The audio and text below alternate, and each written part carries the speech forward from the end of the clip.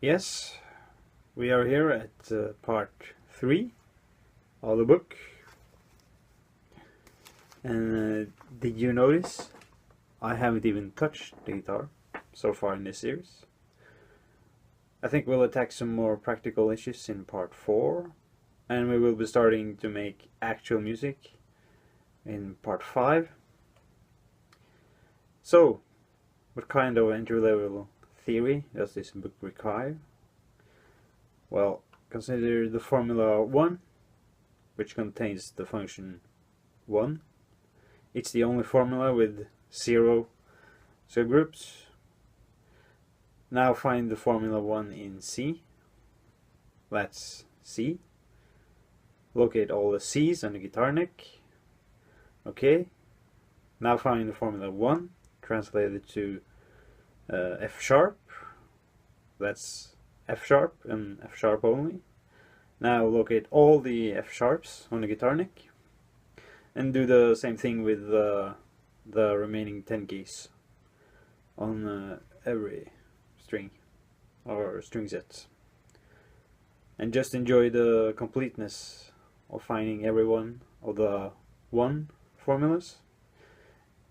It's important to take as much time as you need with this and never stress out or be in a hurry. Some things will of course be easier than others, and our primary goal is to be thorough, not fast or quick. It's just that appreciation of completeness is very important in guitar practice.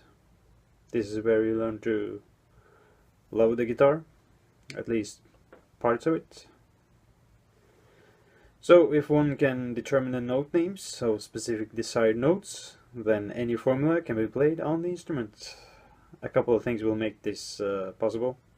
One is knowing the names of the notes on the instrument itself. And for piano, wind players, other musicians of course as well, this is not such a big deal. But for us guitarists, it can be. The layout of the guitar can be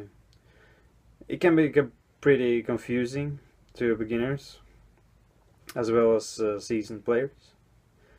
And it doesn't prevent them from playing well, but to use musical formulas, note knowledge of the neck is essential.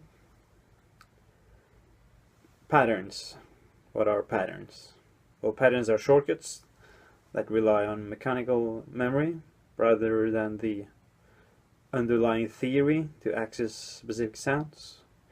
They indicate where to put the hands to get the desired sound, and as such they work totally fine. But the problem with relying on patterns is that one can't play any more than one already knows. If the goal is to have free access to all the 2048 formulas in all keys anywhere on the instrument, then, considering the limitations of human memory and the amount of time we have left on this planet, it may be necessary to look for alternative means of access. Pattern playing generally falls under the category of compositional playing, a category that includes any preconceived music like scale, modal patterns, arpeggio patterns, chord forms, licks, riffs, habitual hand moves, tunes, pieces, songs. In other words, anything previously learned. So these solos you hear, some are largely compositional, many are largely compositional ideas that are organized into some improvisational order. Some are largely improvisational, but generally speaking, the faster soloing gets, the less improvisational it tends to be. So we are here to become improvisers, or at least better musicians.